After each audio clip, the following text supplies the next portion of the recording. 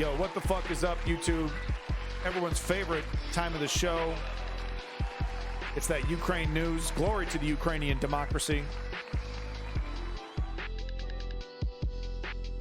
That's what I come here for. It's tempting to do nothing but Ukrainian news because that's what gets the most views. But I'm not a sellout like that. All right, we get that map update at the end. I love Ukraine. I think defending Ukraine and defending democracy in Ukraine is essential, but this is a big-ass world. This is a big-ass world, and we got to cover as much as possible. So, Chem Goblin, hopefully you're still here, Chem Goblin. I wanted to use this opportunity. War sells. It sure does. Peace sells, but who's buying, huh? But Chem Goblin, thank you for being here during the entire stream, by the way. Appreciate it. So, Chem Goblin, I don't mean to call you out, and let me just preface this by saying, I think, you need to put your safety, you have to protect number one. You got to put your safety, as the paramount decision. But you were commenting in the Discord that you might leave Ukraine, because you don't have all the time in the world, to fight. Right, to push back on this. Who knows how long it'll go. And what I wanted to say was, like I said, I think you have every right to do as you wish. But all I can say is what I would do if I was in your shoes. What I would do if I was in your shoes is I would fight. I would stay and I would fight. I wouldn't say that if this was Iraq, Afghanistan, Vietnam, Cuba, Syria. I wouldn't be saying that. We don't, in our lifetime, we don't get fights like this too often. Fights against an authoritarian government, truly authoritarian. A true fight for freedom and democracy. So I think you should stay, and I think you should push back against the Russian invasion. That's what I would do if I was in your shoes. But I can't criticize you if you want to protect your neck. That's human. That's human mentality. That's just, who we are. You're saying because the anti-LGBT people in the current Ukrainian government, not the Russians. I see. I was talking about people trying to stop the pro same-sex marriage bill. Yeah, well, okay. I see. Yeah, if that's the case, because there's still a lot of problems with the Ukrainian government. There's still a lot of those old skeletons in the closet that need to be addressed. And yeah, look, if the Ukrainian government doesn't respect, your choice of lifestyle and won't let you marry the person that you love, well, then yeah, you might have to find your freedom somewhere else. That is a totally different scenario. I'm glad we had this conversation, though. Because, what would you do? That's an interesting question, right? I think Zelensky supports same-sex marriage, and I think with him in charge, you will see that change. But a lot of people attribute, they give a lot of credit to Zelensky, and maybe he's socially conservative when it comes to gay marriage. I don't really get that vibe from him. The guy who uses his dick to play the piano, I don't really get that vibe that he's like, I super hate gay people. I don't get that vibe. But yeah, Davey makes a good point that the EU will demand certain social reforms on Ukraine if Ukraine wants to join the United Nations officially, right? But hey, man, I get it. Look, if you can't marry the person you love in your country, that's not freedom. That's not freedom. He's trying to be very macho. Hey, man, there ain't nothing more macho than two big muscular guys having gay sex. I'm sorry. If you've ever seen it, if you've ever seen two buff dudes fucking each other, it's about the most manly thing you can get. You could see. Okay. This isn't love making. We'll just call it this. It's not love making. Ain't no love involved. So that's interesting. I'm glad we had an opportunity to talk about that, Chem Goblin, because it is Ukraine does have a long way to go with a lot of different things. We just saw that Ukraine is opening up more opportunities for women to participate in the military. There were some women already in the Ukrainian military, but they're opening that up even more so. So, let's see more of that positive progress so people like Chem Goblin can live in a country that is free. Right? Wanted to show you some. This is propaganda. This is United States propaganda. But I wanted to show you the perspective of one of the top generals here in the United States and what he thinks is happening on the battlefield. Grain of salt. This is United States Uncle Sam style propaganda. This is as good as it gets when it comes to Uncle Sam propaganda. Right? No question. No, there's never a question. There's never any nuance. There's definitive statements, and that's just how this is. In your testimony, you refer to private military companies that Russia relies on to undermine other nations' sovereignty. To the extent possible in this open setting, can you share your perspective on the relationship between the Wagner Group and the Russian forces at the operational level? And are you seeing the Wagner Group's presence in Africa change as a result of the war in Ukraine? As you know, the Wagner Group is a mercenary private military company. They're conducting combat operations right now in Pakistan. Isn't it cute? He calls Wagner mercenaries. Do you think he calls American PMCs mercenaries? Do you think he calls Blackwater Z or Maestro, whatever the hell they're calling themselves? You think he calls them mercenaries? I found that cute. Oh, all of a sudden they're mercenaries now. Remember when we were sending mercenaries into Iraq and Afghanistan because we didn't have to count their deaths because they weren't U.S. soldiers anymore? Remember when they weren't mercenaries then? They weren't mercenaries then, but no, the private military companies are mercenaries now. Isn't that cute? Bakhmut primarily. There's probably about 6,000 or so actual mercenaries and maybe another 20 or 30,000 recruits that they get, many of whom come from prisons. And they are suffering an enormous amount of casualties in the Bakhmut area. The Ukrainians are inflicting a lot of death and destruction on these guys. In addition to Bakhmut. Even Western ones, Davey? Even ones that are fighting for Uncle Sam? They're terrorists? In Ukraine, Wagner Group is in many other places, most notably in West Africa, where they essentially have taken over a country. And they've pushed out the French out of, I think it was Mali, and some other places. So the Wagner Group is a very aggressive group. It's led by a very ruthless guy, Prigozhin. He purports to be a businessman, but he's got an incredible criminal. Hey, you got to give Davey credit. He stays consistent. Criminal background behind him. So this is a dangerous group. They're quite large, they're quite powerful, and they have at least reached throughout for the most part, Europe Zio, and into Africa until they got to get really wet, and maybe some parts of the Middle East. We ran into them in the Middle East a couple of years ago in Syria, about a battalion-sized force that was attacking one of our positions, and we destroyed that force. So they are there. They're aggressive. Most of them are former Russian soldiers of one kind or another.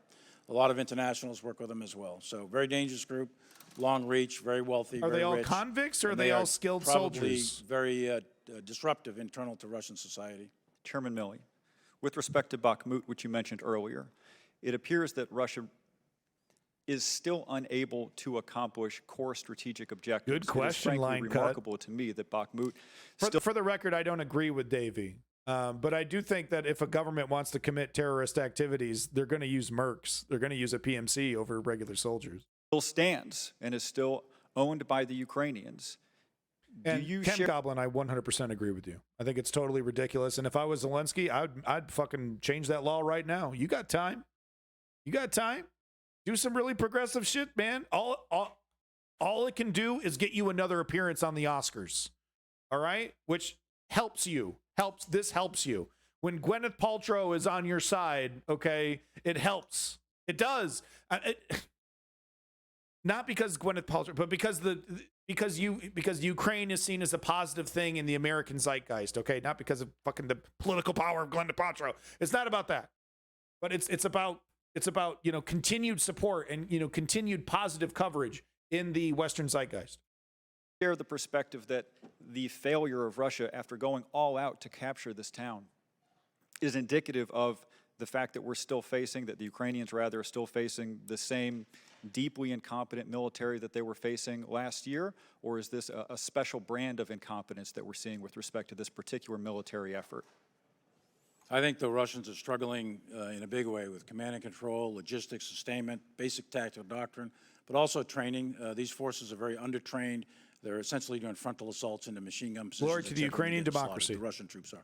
The Ukrainians are doing a very effective area defense that is proven to be very costly to the Russians. For about the last 20, 21 days, the Russians have not made any progress whatsoever in and around Bakhmut. So Davey makes a good point. A lot of the foreigners that are fighting in Ukraine are being organized and are fighting under a pseudo military organization and hierarchy. That's true. There are some that are just roaming the battlefield, right? Bought and paid mercenaries. But not, yeah, I think that's a good point. Davey makes a good point. Oh, it sucks when Davey makes a good point. Oh. So it's a slaughter fest. Thank you for that follow. Heavy Metal Hipsteria. The Russians. That's a cool name. Heavy Metal Hipsteria. Steriella. They're getting hammered in the vicinity of Bakhmut, and the Ukrainians have fought very, very well. That's also true across the entire frontline trace, from Crimea all the way down to Kherson.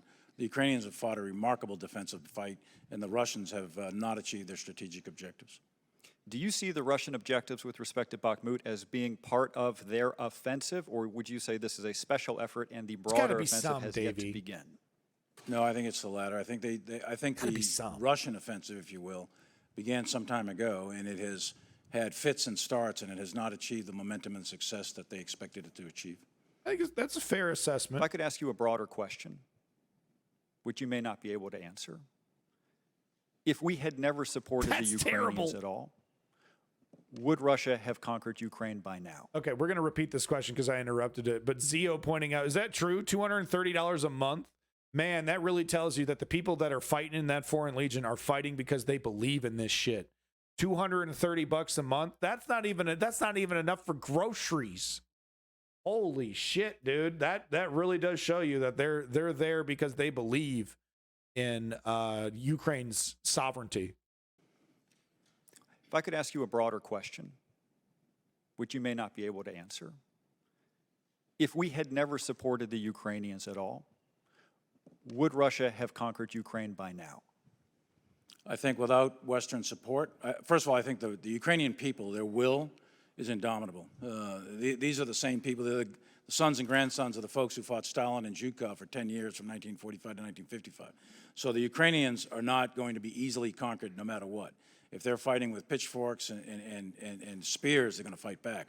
But having said that, they would have probably lost considerably more ground without Western assistance. There's no question in my mind about that. So really I think sad Western to hear that, assistance Kim is gonna be Goblin. critical to the Ukrainians being able to defend themselves. With respect to What happened? Why was the volume super loud there? What the fuck? But no, I think his answer on this one is a pretty good one here. He has to. This is a pretty nuanced answer, actually. Yeah, right. Lenny is kind of a good answer, right? Because he doesn't want to disparage the Ukrainians and say, oh, they would be slaughtered without our help. And he needs to point out that, well, it would be much more difficult for Ukraine to achieve its goals without our assistance. With that said, the way that these guys are fighting, even without any Western assistance, we might have seen, quite, surprising successes from the Ukrainian military. But I think he's kind of underplaying a little bit the United States contribution, because it's really the logistics. It's really they went there a week before and they said they're invading. It's happening. We know for sure.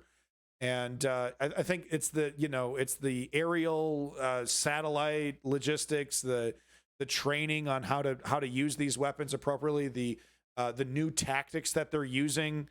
That all that's coming from the United States, and I think that kind of underplays just how Ukraine has been effective with these new tools. And spears, they're going to fight back. But having said that, they would have probably lost considerably more ground without Western assistance. There's- I mean, they might. I mean, they would have been a slaughter in Kyiv, but they might have been able to hold Kyiv with all that old Soviet stuff. Maybe. I mean, they might have had the equipment, but if the United States didn't warn Zelensky, Zelensky wouldn't have increased the troops and the guards around Kyiv. So it's, woulda, coulda, shoulda. It's hard to tell. There's no question in my mind about that. So I think Western assistance has been Right? critical. Just some to dude, the yeah. Ukrainians being able to defend themselves. With respect to Putin, seems to me, seems to a lot of folks, very clear that he's a war criminal, lots of evidence for this, and yet there are plenty Hey, the United States would know what a war criminal looks like, huh? of people in this country who still don't see it that way, who see Putin as basically a national leader pursuing national interests. If you could speak to those folks and give us your sense on his status as a war criminal, that would be appreciated. And think look, I'm not going to listen to what this war criminal has to say about what he thinks other war criminals are guilty of. I'm just following orders in Iraq and Afghanistan. I'm just following orders. I'm just following orders. No. We're not getting into the United States finger pointing other the untouchable United States finger pointing other war criminals. Okay, Barack Obama needs to have his time investigated by the Hague, and he needs to be brought forth by the Hague and investigated for his drone war that General Milley had no problem creating and pushing forward. So I just don't want to hear his fucking opinion on what he thinks is a war criminal. Moving on. I woke up and I was on fire. How I survived being bombed by Putin. Pretty tragic tale here from a journalist who was caught up. Amazing. I came to, I opened my eyes and I crawled to the car. Exactly, Lenny. Exactly. I agree 100%. George Bush, Trump, fucking Obama, Jimmy fucking Carter, y'all. I know. Jimmy fucking, look at the record. Look at the record. Look at Jimmy Carter's record. He's also a war criminal. Noam Chomsky was 100% correct. You can't be a president of the United States and listen to what the military industrial complex wants you to do and not come out of that without being a war criminal. Car, took one or two steps out, and then the third bomb hit the car itself.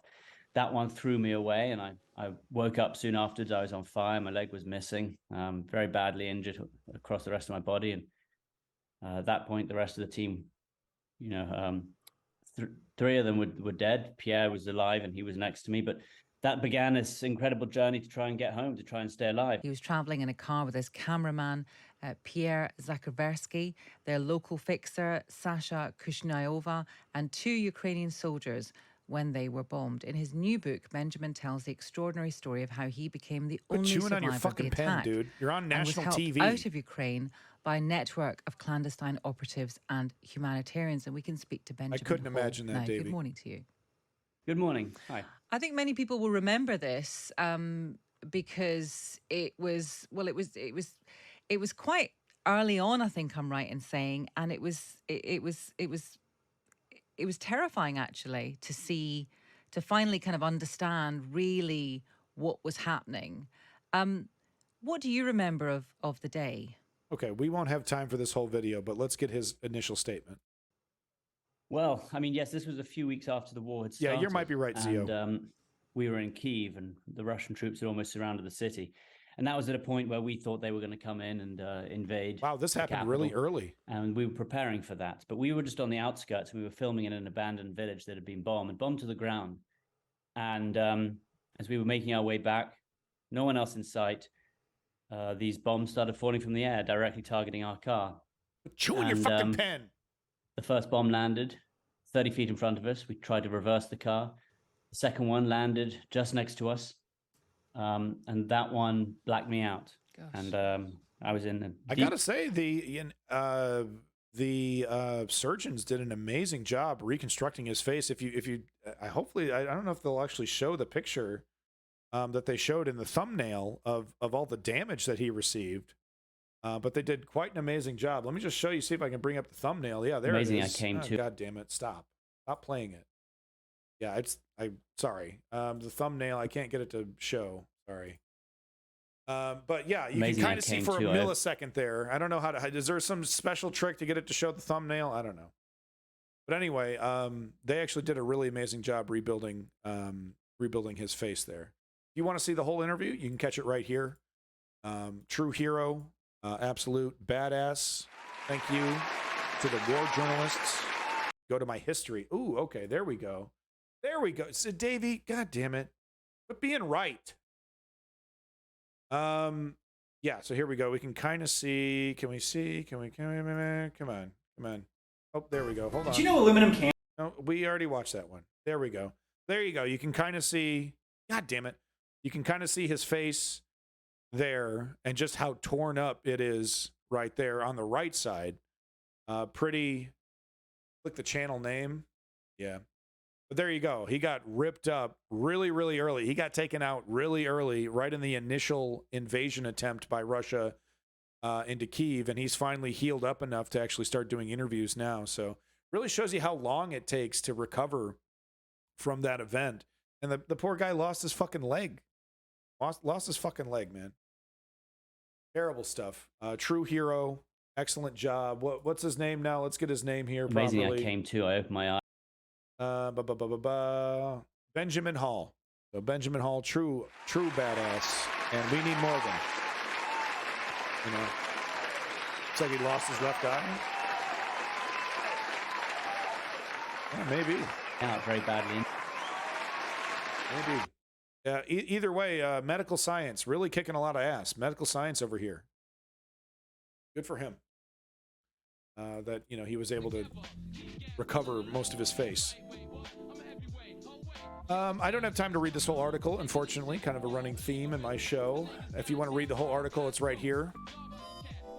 Chem Goblin provided this one in the Discord, I believe. And I just wanted to back up more proof. The Aaron Mates of the world, the Glenn Greenwalds, the Gray Zones of the world. They would say, oh, you're overreacting. Russia isn't kidnapping kids. Russia isn't, Chem Goblin, Fox News hires real journalists so that they can wrap fake narratives around the truth. So, yeah, Fox News has a lot of legitimate journalists. They'll give them all kinds of honest information that Fox News will twist and bend to its narrative. So that's just how it works.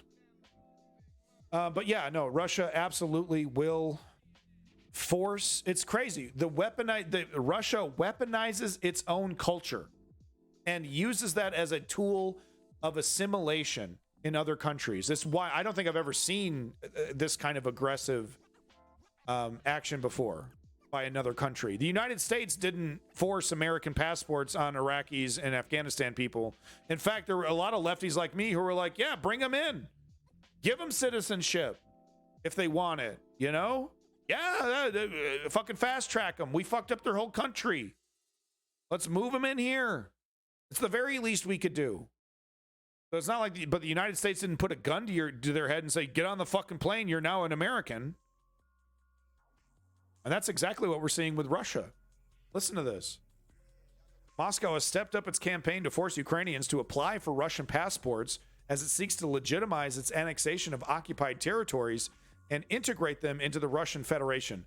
Like, that would work. Maybe if you're able to, to hold this area for 100 years, right? That's what Russia wants. Well, you won't like it at first, but eventually you'll accept it. Yeah, you won't like it at first, but you'll acquiesce or we'll kill you.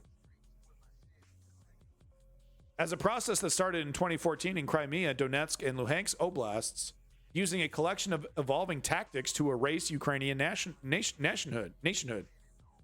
And that's what we see. They trying to erase Ukrainian identity. Having honest debates across their media about, should we even call it Ukraine once we're done invading? We should change its name. In May, 3 months after the full-scale invasion, a decree smoothed the process for granting Russian citizenship to residents of Kherson and Zaporizhzhia oblasts, and ever since, people have been forced to hold Russian papers, putting them in line for conscription to Moscow's forces. Here's citizenship. Congratulations, fellow Ruski. Oh, by the way, here's your conscription notice. Welcome to the war against your own people.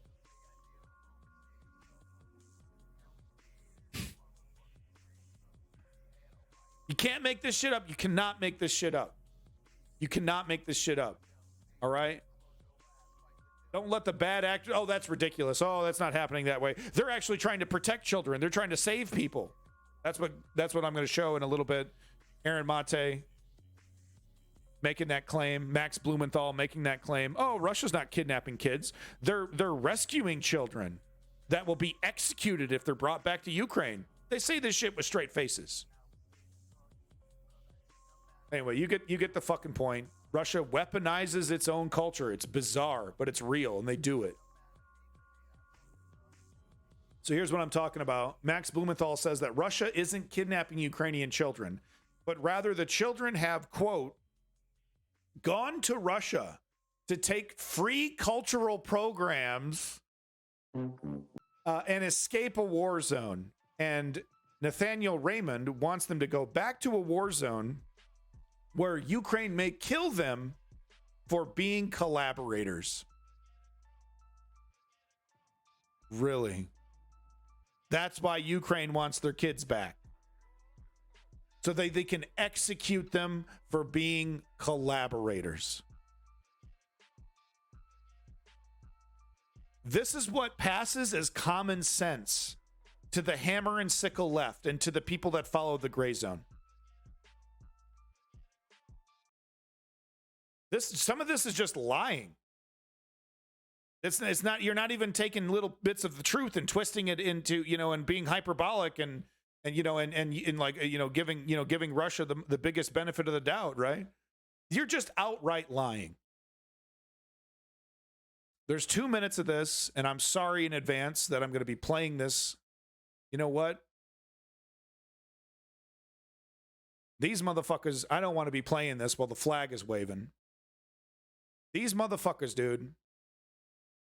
I cannot believe that there are still anybody on the left that is taking this tripe seriously.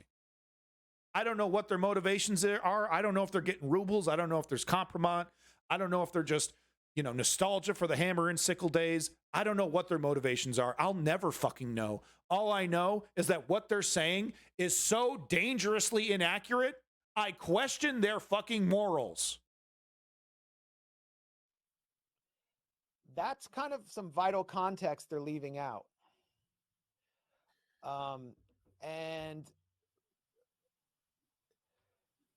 by leaving out that context, Raymond is trying to plant the idea in the mind of CNN viewers of Anderson Cooper, former CIA intern, that Russia is stealing Ukrainian children. I'm not defending Anderson Cooper, by the way. Russia is stealing That's what children. this is about. And his report actually glosses over that. Are there some Russian friendly kids that escaped Ukraine and went into Russia, crossed the Kerch Bridge in Crimea and then went into Russia because, yes, that did happen. So, he'll take that little bit of truth and see, well, there's no kidnapping. That is not fucking true. They're taking busloads of Ukrainian children and forcing adoption on them. In an extremely cynical fashion. Jeremy Lafredo, the co-author of my report, is heading back home, and he's going to join us in a second. But I'm going to read some excerpts that we pulled from this report, which inspired the ICC's warrant. And, the report itself contradicts a lot of what its author said right there. So, but what he's doing is he's erasing the link between Donetsk and Lugansk, where the majority of citizens voted to join the Russian Federation. We're not talking about the 2014 referendum. We're talking about the fake ass. Nobody was even there because they fled because of the invasion. Fake ass referendum that Russia rushed through and literally knocked on doors and forced people to participate. It's not even close to a democratic plurality. It's not even close to that. And this bad actor wants to pretend that mockery of democracy is somehow legitimate of what the people in that region believe.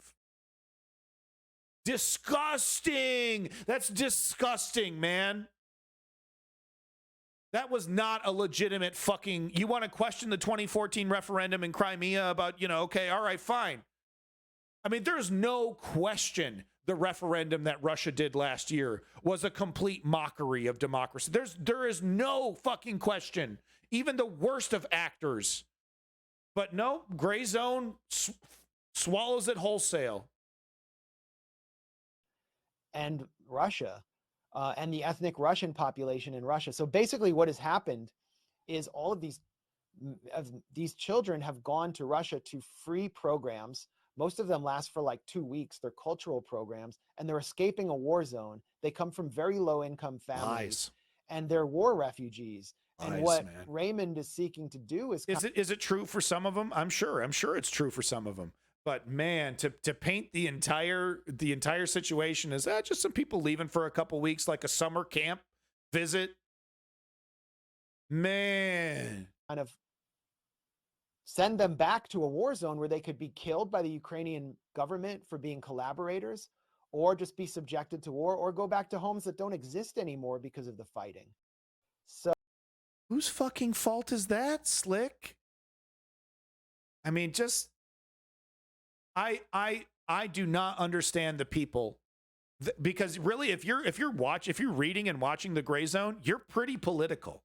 It's not exactly mainstream news. You're pretty plugged into the situation, and you're gonna let these guys fucking lie and just shit all over the truth like this.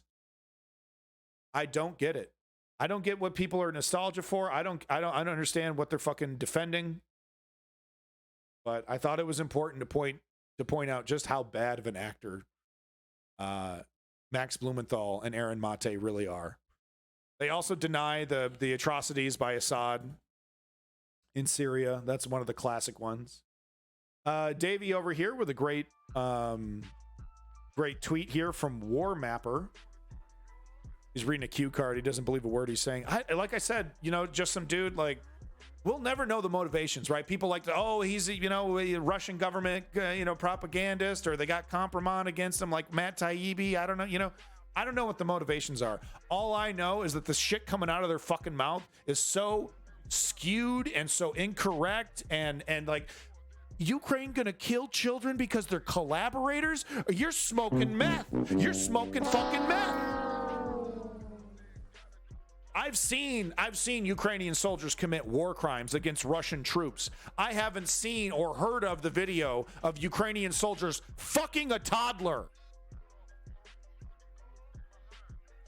I couldn't watch that video, by the way.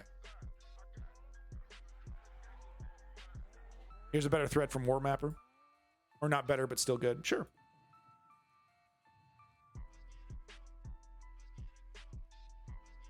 Wonder what Aaron Mate has to say about the Russian fucking a toddler video. Not true, didn't happen. That's probably what he has to say. Fake news.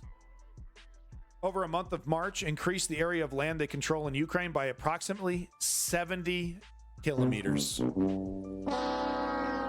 70 kilometers. That equates to a total of 16.68% of Ukraine being occupied by Russia forces, a 0.01% increase since the end of February. Thousands of Russians died for this.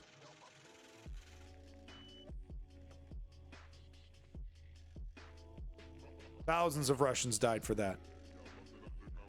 For a 0.01% increase in territory.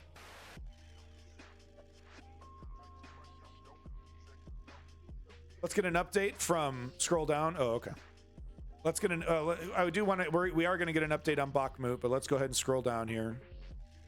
The chart shows how control over the country has developed each month over the course of the war. Prior to the invasion of 24th February 2022, Russia occupied approximately 6.45% of Ukraine. And that's only increased It's only increased 0.01% or something like that. You're a charts and graph guy, Davey. I'm not a charts and graph guy. Final final graph highlighting the net changes to control each month. Okay, so okay, Ukrainian gains, Russian gains. Yep, so this is the start of the invasion right here. They made big gains. Ukraine got it back. Nothing. This was okay, yeah, September to November. This is when they retook Kherson, I believe. And then nothing. December, January, February, March. Thousands and thousands of dead Russians for this.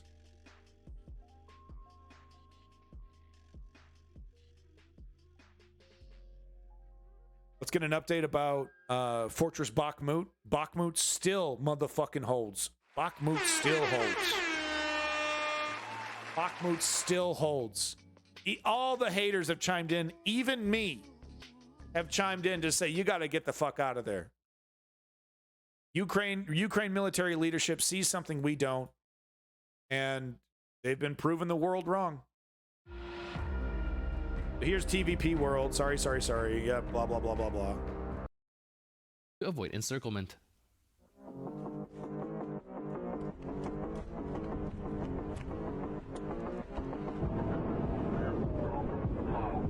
Project Pat.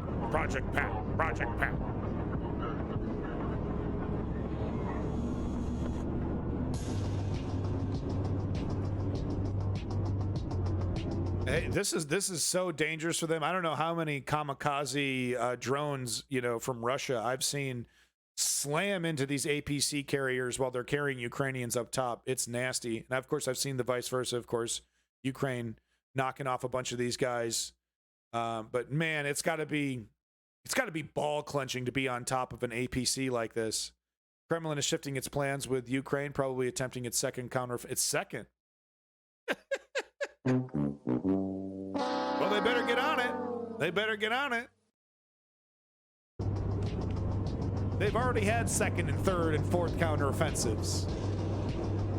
Not too great.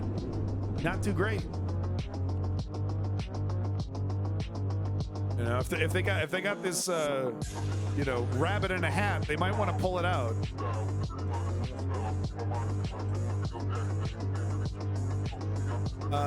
Froppy 321. Have you been here before? I think I recognize that name.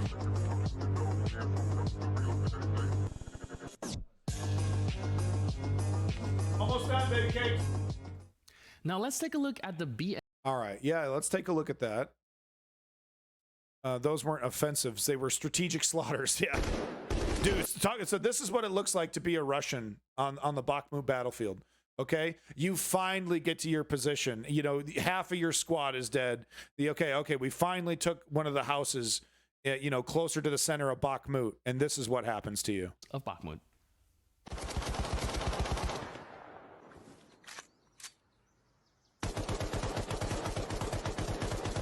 Look what they're firing into that house.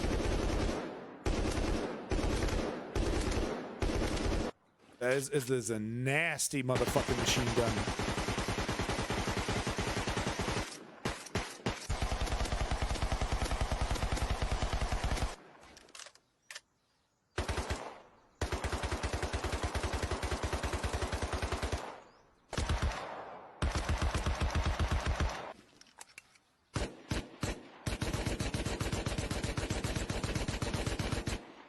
And those are just the tracers that we're actually seeing.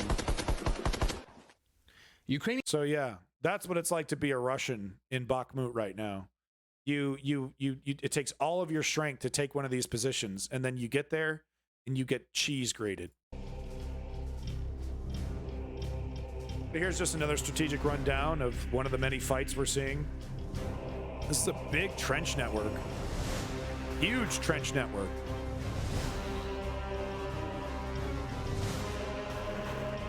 Let's see if we can get... No, that's as good as quality gets.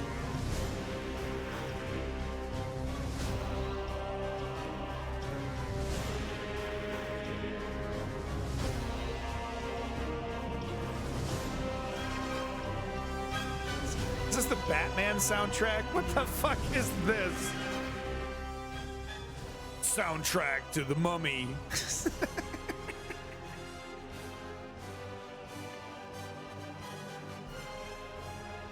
Okay, so I think that's Russians loading in ammo and supplies. And then there's the target that they were just loading into, obliterated. I'm never quite sure how much time, Chairman of the U.S. Joint how much time in between, because I always see this, like Russians loading up a house and then Ukrainians striking it. I'm always curious how much time actually is in between that, you know, targeting and identifying and then finally getting to an artillery team that strikes it. How much time, you know, do you think passes in between that identification and then finally it getting hit with the artillery?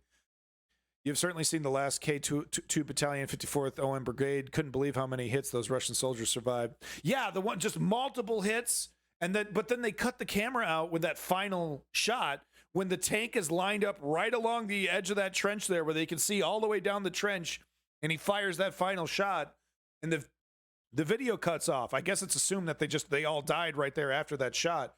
Total devastation. They fired off one rocket and threw a couple grenades at 3 tanks. At 3 tanks converging on their fucking position. Whoa! Throw a grenade. Throw up the white flag, guys.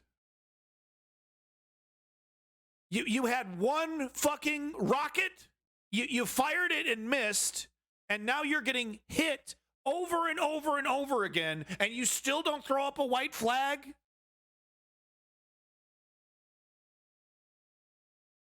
You know? their troops on the front reach 70%. I mean, ghoulishly. Actually, I think I need to censor this, don't I? Yeah, I need to censor this one. I can't show you this one.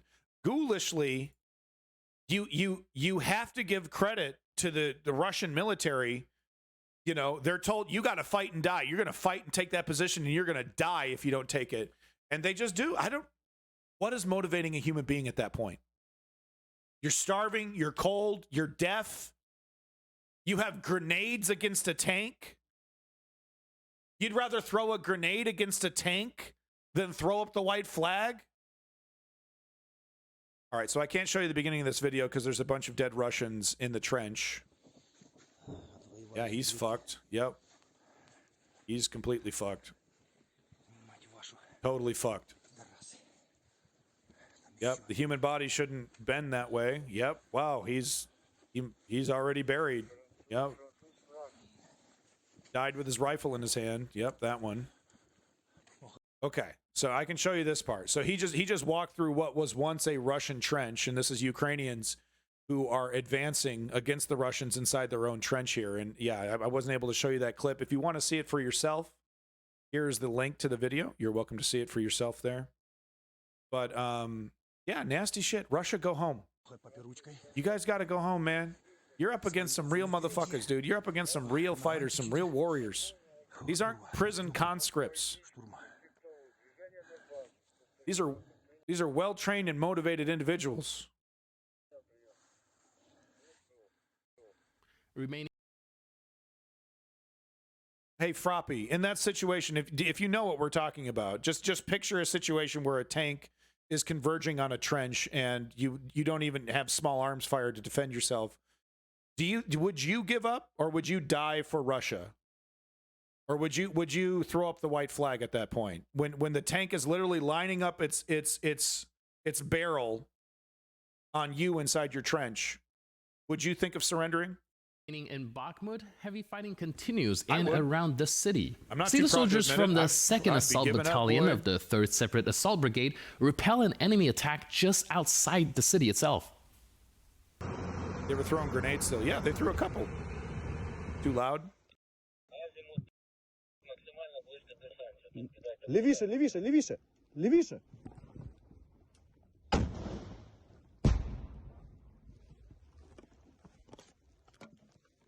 Here we go. You know, buddy system there. This is a rather small explosive. You expect bigger ones there, but it looks like a little Вище, stick. левіше.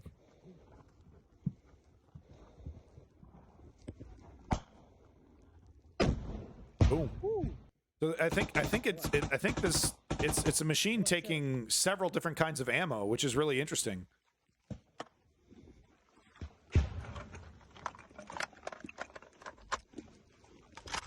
There it is. And he's providing cover probably for the guy who's going to fire another shot at him.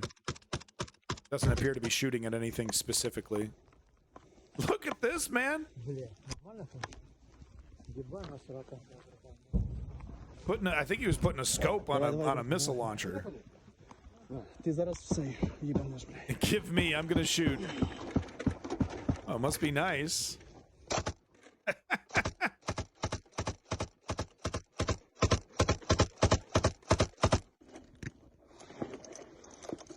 Yeah.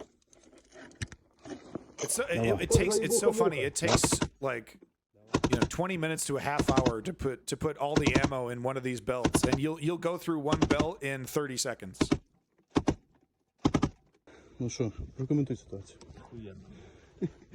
Hey there, Froppy. I appreciate your honesty.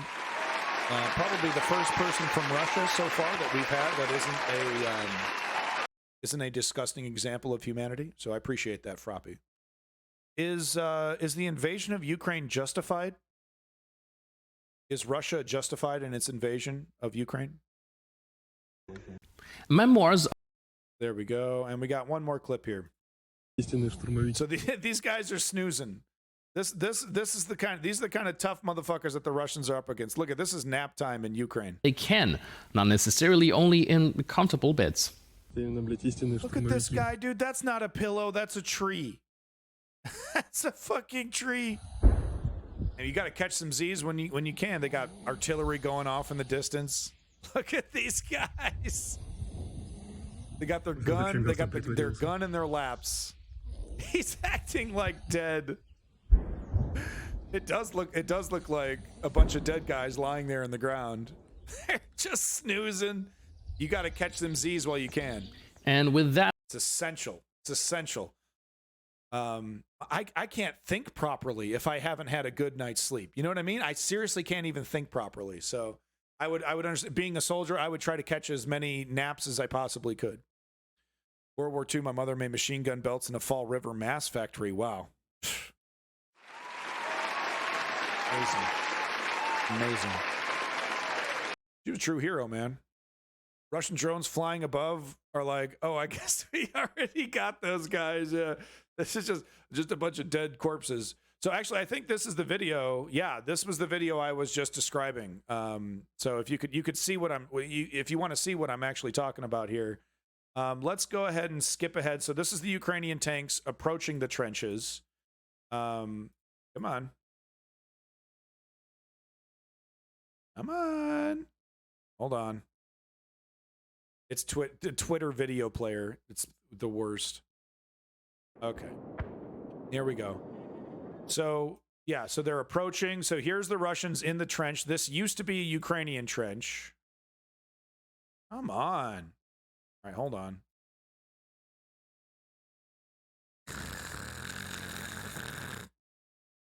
Get a better video. Okay, here we go. No, I don't want to view in Telegram. Can I just view this in the channel, please? Can I? How do these people make the web so shitty? Okay, let's try this again. Too big to view in browser. Fucking lame, dude. Terrible. I can't even scroll through this video. I'm not going to play the whole 10 minutes. Okay, so here the Russian. This was a Ukrainian trench. The sound effects are added. I like how subtle they are. But so these are the Russians that have taken over Ukrainian trench. Froppy, if you're still here, I noticed that you haven't answered my question about whether Russia is justified in invading Ukraine. Could you please answer my question? If you're still here. So here they are, all lined up in a row. Tanks approach. Right here. So they're crossing this tree line. I don't know if you're aware, but Russian Media Monitor is a good source. I watch it. We watch Russian Media Monitor all the time. It's just sometimes the Russians don't really have anything other than violence to talk about. Hey, there you go, Froppy. Hey! My God, took long enough. Took long enough. Thank you so much, Froppy, for acknowledging the reality of the situation. You know, does that mean Video is pretty loud. Okay, I'll change that. You know, does that mean NATO is perfect and that, you know, NATO wasn't encircling Russia? No, there's a lot of complications there, but baseline reality is that Russia is not justified in invading Ukraine, just as the United States wasn't justified in any of its invasions. Well, except for World War II, of course. So anyway, the Ukrainians are over here, or the Russians, I'm sorry, are over here, and that's why you see the third tank softening this position up. Just firing salvos of shots right in here. That's what the third tank, if you can see. Yeah, right here. So there's 1, 2, and then there's a third one right here. That was the one throwing shots. Hey, post the link. So this is interesting. So this is interesting here. So I guess there were some Russians over here as well, because we see this tank over here hitting these guys up, and then there's some firing and action happening over here from this tank. I'll take a look at that. Just some simple dude. Just some dude.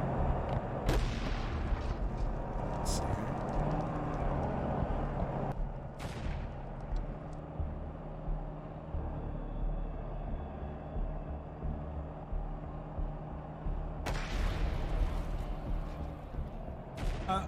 What are you trying to show with this link that you've sent me? Just some dude. Twitter recommendation algorithm labels Ukraine as misinformation. Oh, that's fascinating. Yeah. So this is the only rocket that according to this video, that, you know, they might be missing something, but according to this video, this is the only rocket fired from this trench position, and it's a total miss. They should have waited for the fucking tank to get closer. Beef, big beef. They might have, if they had a solid hit, against this tank, that might have caused the tank to retreat, and they might have been able to stay in that trench. But yeah, just some dude. Elon Musk is a piece of shit, and he's turning Twitter into a right-wing misinformation heaven. And for some fucking reason, you know, we could get into, but I don't have time. The right wing is, you know, vilifying Ukraine. The fact is, though, is that when the right wing get into office, Ukraine is going to get all the help it needs, because the military-industrial complex wants this to happen. The proxy war, I mean, they didn't cause the invasion, and don't get me wrong there, but they're happy to engage in a proxy war with Russia, and they're not going to let Ron DeSantis tell them otherwise, or Trump. So anyway, as you can see here, floppy. So this Ukraine pounding this position. They're in the trench right there. Right there. I think that was another grenade. But they're right here. Tanks right here. Criminal AI algorithm. They won't give everything. They'll just give enough to maximize profits.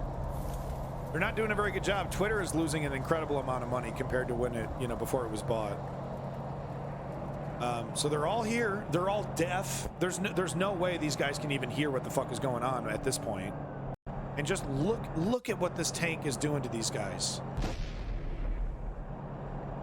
Put the fucking white flag up. What are you waiting for? You're just gonna huddle together closer?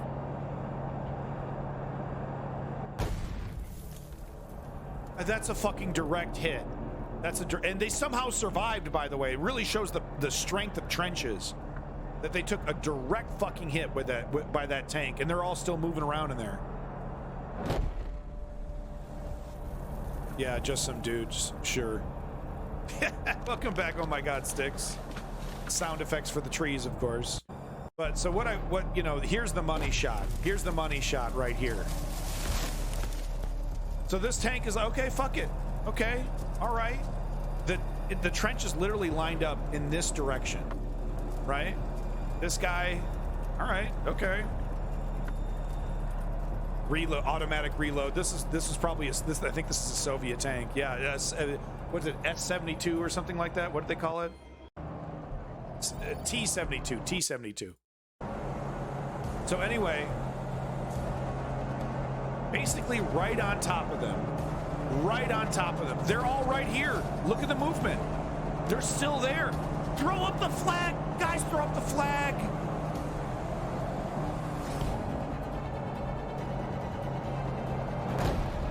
And that's it. And that's all we see.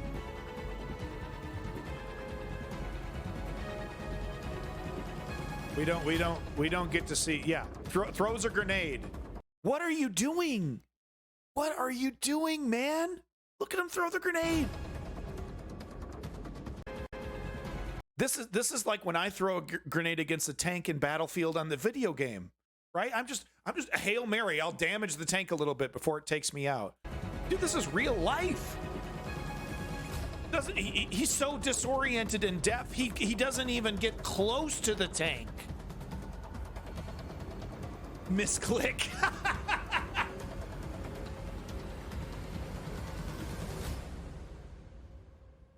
I don't want to see this. I'm not happy that these people got fucking destroyed. Go home. Go home. Here's a great rundown of just some amazing footage coming out of Bakhmut. Using tanks and armored vehicles. The tanks are hiding behind a smoke screen, while the infantry is crawling on the ground in fear. A tank equipped with a mine-clearing device advanced forward. Its mission is to clear a path for the other tanks through the minefield. They weren't trained to do anything. The Ukrainian drone dropped a grenade on it, but unfortunately missed. Then the tank was hit by a Soviet RPG anti-tank missile.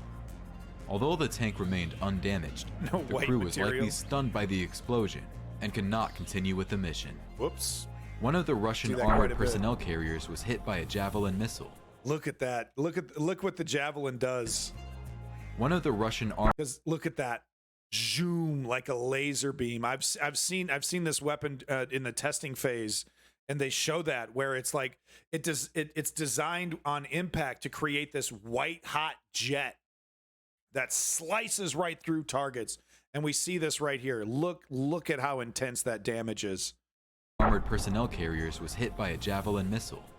Shortly thereafter, another vehicle was destroyed by a direct hit. The Russians were forced to abandon the infantry carrier and take cover in trenches. Another tank from the same group attempted to maneuver. Line cut. The tank up front had support from one tank to its left, and then also an APC that was firing machine gun rounds into the trench. So it wasn't just a solo tank up against a trench. I will say though, yeah, where are the troop supports there? I think that tank with the Ukrainian flag was definitely being a little bit cavalier.